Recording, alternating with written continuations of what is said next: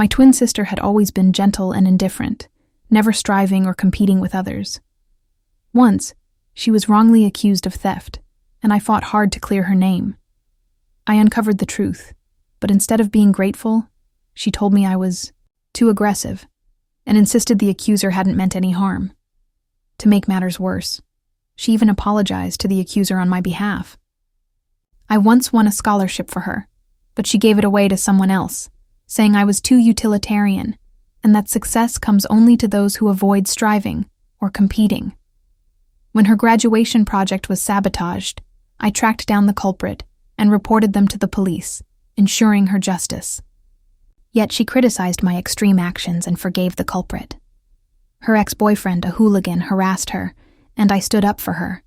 But in doing so, I faced brutal retaliation. I was stabbed on the street and died because of him. Ironically, after my death, she effortlessly moved on. Her good reputation earned her the favor of a wealthy family, and she became engaged to a rich second-generation man. At my funeral, she held his hand and said, "Ava, you were too competitive and extreme, and that's why this happened to you." My sister, who never strove for anything, reaped all the rewards, while I, who fought for justice, met a tragic end. But when I opened my eyes again, I found myself back on the day my sister was first accused of theft. The familiar accusation rang in my ears. "Grace, it must be you who stole my things." The memories of my previous life flashed before me like a lantern.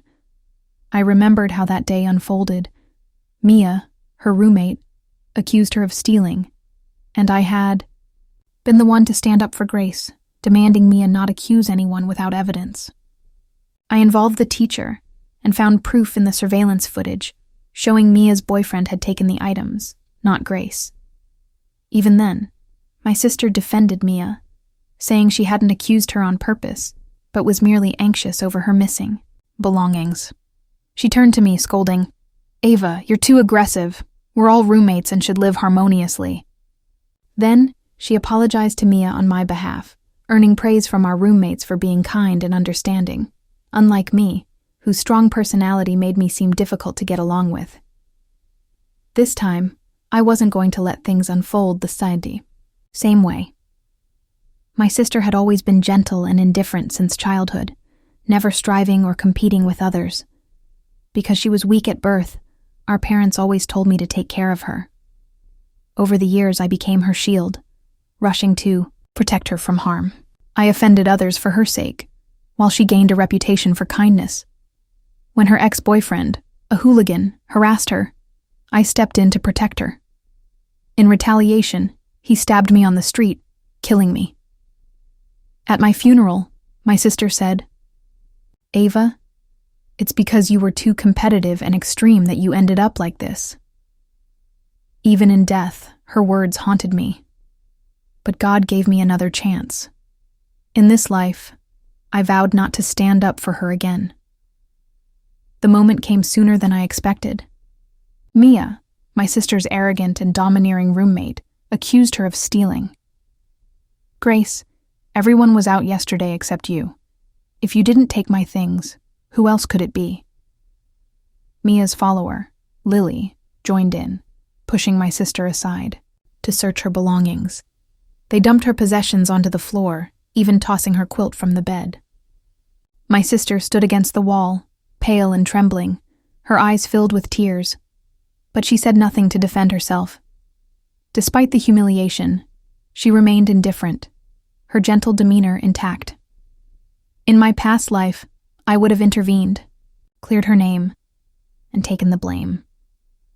This time, I stayed seated, pretending not to notice as I read my book. Watching the scene unfold, I finally realized her gentleness was reserved for outsiders, while I was merely a pawn to clean up her messes. Mia sneered, "Grace, hand over the things and apologize, or I'll call the police, and you can go to jail." My sister turned her tearful eyes to me, but I didn't move. Disappointment flashed across her face. She hadn't expected me to stay silent. Noticing my indifference, Mia and Lily shifted their focus to me. Lily smirked. "You're Grace's sister, aren't you? Why aren't you standing up for her?" I closed my book and looked at them, calm and unbothered. This time, I wouldn't let myself be dragged into her mess. "Grace, you must have hidden the stolen things. Get out of my way. I'm checking your cabinet," Lily demanded. When Lily directed her anger at me, my sister perked up immediately. Moments ago, she was like a fragile, wilting flower, but now she looked hopeful. My sister knew my personality. Well, ever since we were kids, I had always stood up for her. I remembered one incident vividly. She was once harassed by an adult because of her looks, and without hesitation, I grabbed a stick and drove the man away. Because of that, my sister always relied on me to resolve her problems. This time, however, she would be disappointed. Calmly, I packed my things and said, "I'm going to the library to study. If I come back and find my cabinet has been opened, I'll call the police and accuse you of stealing from me." With that, I turned to leave. My sister rushed forward, grabbing my hand with tearful eyes, her voice trembling. "Ava, please help me. I don't want to go to jail." I looked at her and said, "Sister, didn't you always tell me that there's no absolute right or wrong in life?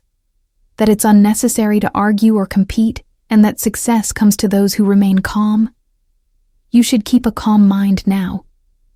My sister's eyes widened in shock. She had used these words to lecture me countless times before. Yet now, when I returned them to her, she couldn't seem to accept it. I pulled my hand free and walked out.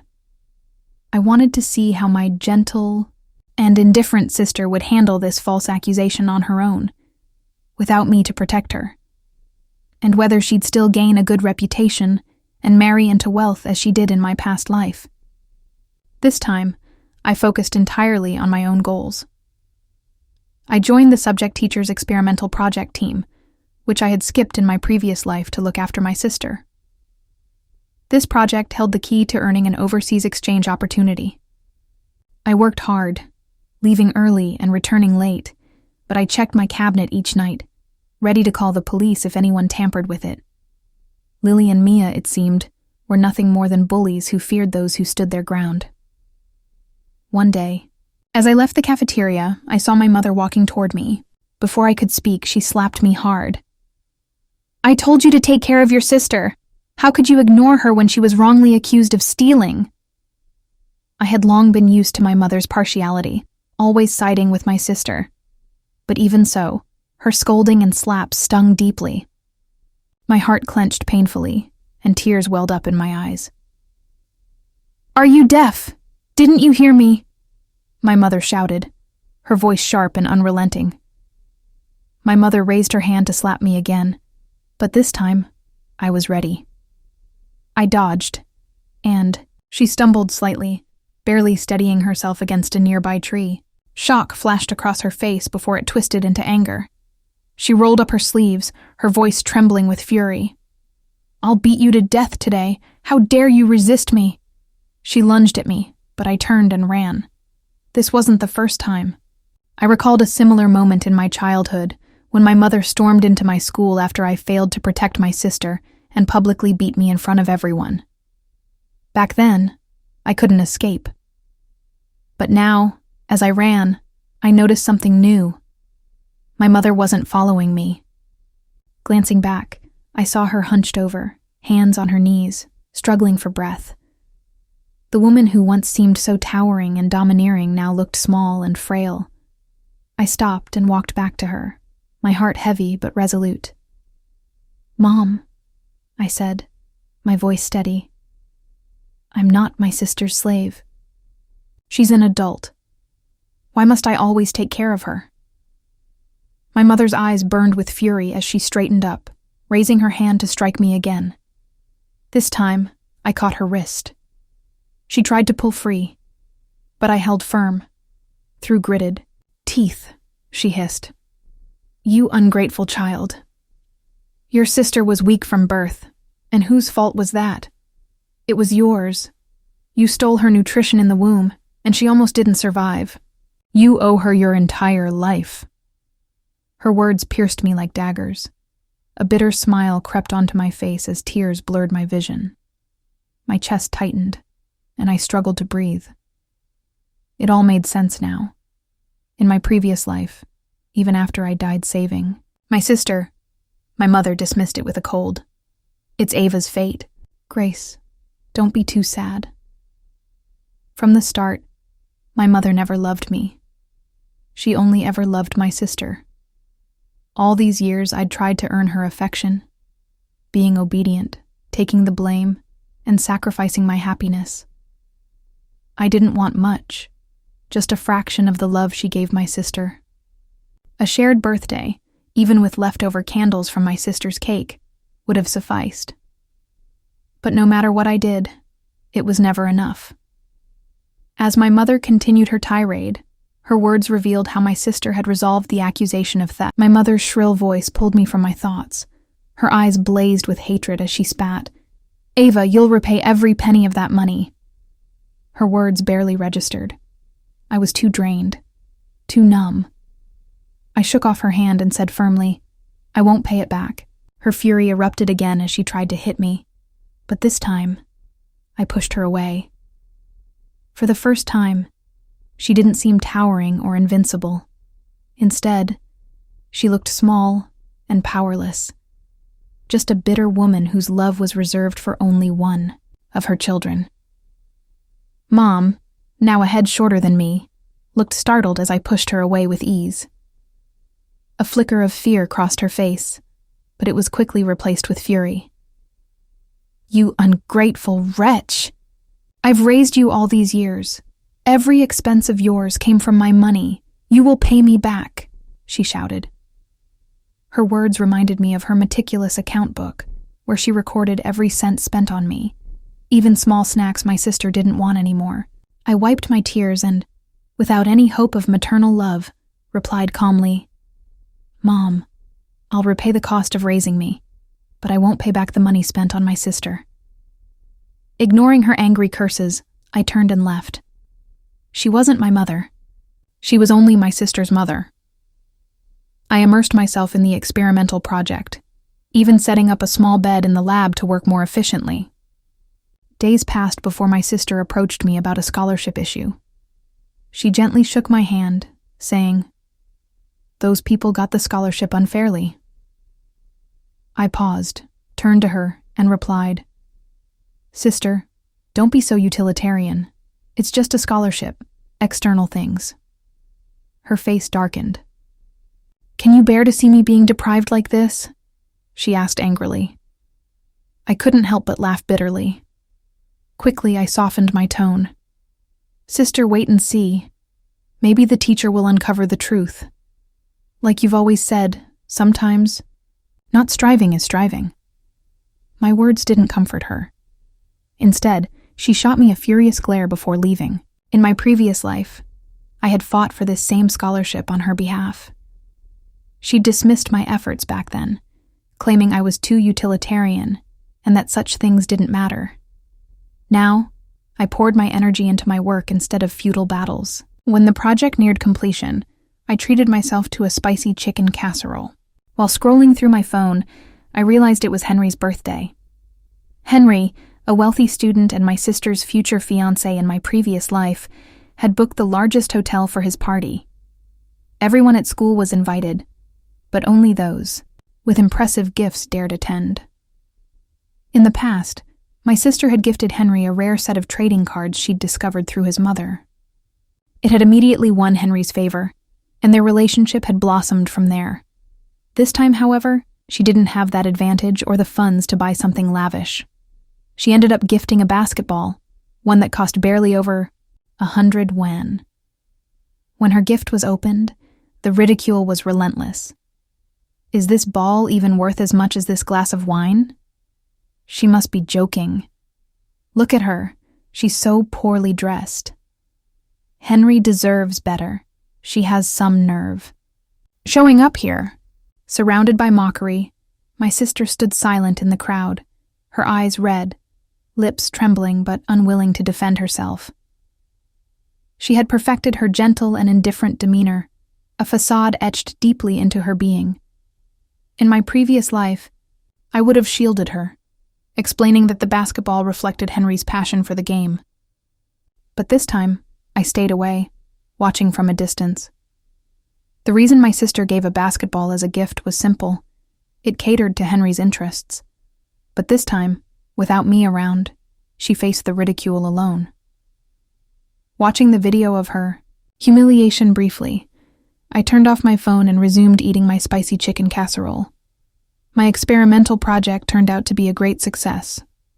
The teacher was highly satisfied with my thesis and results, and I had significantly improved my academic performance, reaching the threshold for studying abroad. While preparing my graduation design, I also began applying for visas and relevant documents.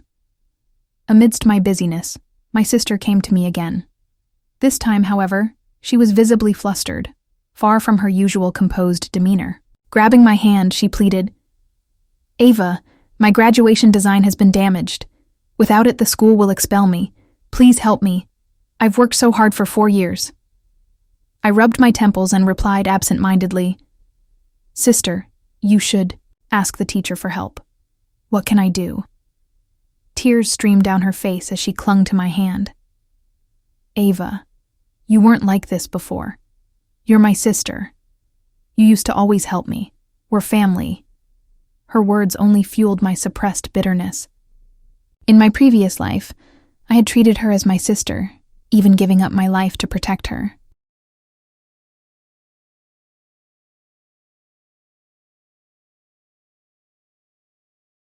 Yet, she'd accused me of being overly competitive, blaming me for my own downfall. Now, her damaged graduation design and inability to graduate felt like the consequences she deserved. Still, I kept my emotions in check. "Sister, maybe the one who damaged your work will feel guilty and admit it," I said flatly. She snapped, "How could that be possible?" A bitter laugh escaped me. She knew as well as I did that no one would come forward. In my past life, I had thrown myself into helping her redo her design, found the culprit, and even involved the police. Yet when it was over, she had reprimanded me for being too extreme and forgave the perpetrator, prioritizing her image of gentleness over justice. This time, I refused to help. "Sister, you should go to the teacher and beg for a chance. Solve your own problems," I said firmly. Her frustration boiled over. "Ava, you don't even listen to Mom anymore. She told you to take care of me," she shouted. I smirked. "Grace, stop pretending. I'm your sister, not your slave. You've always used me to make yourself look better while I bore the brunt of everything. I won't do it anymore." Furious, she tried to hit me, but I instinctively dodged. She stumbled and caught herself on the table, where she spotted my study abroad materials. Her face twisted with anger. "You're thinking about studying abroad while I'm about to be expelled," she screamed, grabbing my documents. I snatched them back. "I earned this opportunity through my own efforts, unlike you. If you don't act now, it'll be too late. Go and ask the teacher for a chance," I said coldly before leaving. I didn't see the hatred in her eyes as I walked away. Just as I had everything prepared and was waiting for my visa, Mom showed up at my school with a strange man. She forcibly dragged me out, ignoring my struggles. A crowd of onlookers hesitated to help when Mom claimed, "I'm her mother. It's a family matter." At the school gate, as they tried to shove me into a van, I grabbed a bystander's phone and smashed it on the ground. The owner, a tall, strong male student, grabbed my arm angrily. "You broke my phone! Pay for it!" he demanded. Mom, flustered, tried to smooth things over. "Classmate, how much is your phone? I'll pay." 25,000 yen, he replied. Mom balked, accusing him of fraud. Enraged, the student borrowed a phone and called the police. The man Mom brought slipped away, and she tried to follow, but the student held on to both of us. Mom's schemes were unraveling, and for once, I didn't feel the need to intervene. After the police arrived, they took us to the station. At first, Mom tried to argue, but under questioning, she confessed her purpose. She had brought that strange man to marry me off and collect the bride price. In essence, after her graduation design was damaged, she couldn't prove who was behind it. The teacher, feeling sorry for her, allowed her to redo it, but only issued a junior college diploma. This incident revealed her true nature, and her facade of gentleness crumbled. Lucas, having learned all this from Mia, expressed sympathy for what I must have endured, but I wasn't paying attention. Through the window, I saw a commotion. Grace, Mom, and the hooligan were arguing. Suddenly, the hooligan pulled out a knife. Mom pushed Grace away to protect her, but Grace's first reaction was to flee, leaving Mom behind. My heart froze as the hooligan stabbed Mom repeatedly. Without thinking, I grabbed a nearby object and rushed out. While others hesitated, I threw the object at the hooligan, encouraging the crowd to act. People began throwing things at him, and finally, a driver knocked him down with his car. The attack stopped. I called 120 and got Mom to the hospital. At the hospital, Lucas scolded me. "Why did you rush out? Weren't you afraid he'd stab you?" I replied calmly, "That's my mom." He apologized, embarrassed. I didn't know. Turning to the emergency room, I added, "Even if it wasn't my mom but a stranger, I would have stepped in." Lucas fell silent. I didn't expect him to understand, but when faced with such a situation, I knew I had to act if I could, would take action to help. The operation lasted nearly the entire day. By nightfall, Lucas had to leave for something else. When the door of the operating room finally opened, I looked at Mom, her eyes still closed, and asked the doctor about her condition. The doctor explained that due to severe injuries to vital areas, Mom was now paralyzed and would never live like a normal person again. I waited by her bedside for a long time, until she opened her eyes. But the first thing she said when she saw me was, "Is your sister okay?" I had thought that after everything, with me staying by her side while Grace hadn't even shown up, she might ask about me. Yet her first concern was still my sister. My heart, which I thought was already numb, filled with a bitter ache. I swallowed my emotions and replied calmly, "Sister is okay." Then I placed a stack of money on the bedside table, stood up, and prepared to leave. Mom instinctively tried to grab me but realized she couldn't move. Panic filled her voice as she asked, "What's wrong with me? Why can't I move?" Looking at her lying helplessly, I couldn't stop myself from saying, "Mom, you were nearly stabbed to death saving Grace. It's a miracle you survived." Only then did Mom grasp the gravity of her condition and realize she was paralyzed. Fear filled her eyes, and she tried desperately to reach for me, her hands trembling and failing. "Ava, you won't leave Mom alone, right? Ava, Mom knows you're the most obedient. You'll take care of me, won't you?" Her pleading eyes met mine, but I shook my head. Pointing at the money on the bedside table, I said, "Mom, that's everything you spent on me over the years. I've returned it all to you now." Hearing my words, Mom's expression shifted to regret. She begged me not to leave, but I didn't respond. I walked toward the door as her voice grew louder, alternating between pleas and curses. I didn't look back. Thanks to my studies abroad and solid project experience, I quickly secured a job at a large company. My annual salary was 1.2 million yen, not including year-end bonuses and dividends. The work was fulfilling, and my colleagues were friendly. One afternoon, while grabbing coffee in the lounge, I noticed a news headline. "Why did a paralyzed mother kill her own daughter?" Intrigued, I clicked on it. To my shock, the mother in question was mine. The article revealed that Mom had killed Grace because she tried to take the money I'd left behind for Mom. The story ended with a reflection. Money truly is the devil. I stared at the screen for a while, numb, before closing the article. Coffee in hand, I returned to my workstation. Sunlight poured through the floor-to-ceiling windows, illuminating my desk.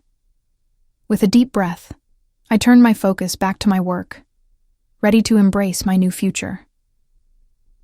If you like this story, hit the like button and subscribe for more stories like these only at StoryTimes.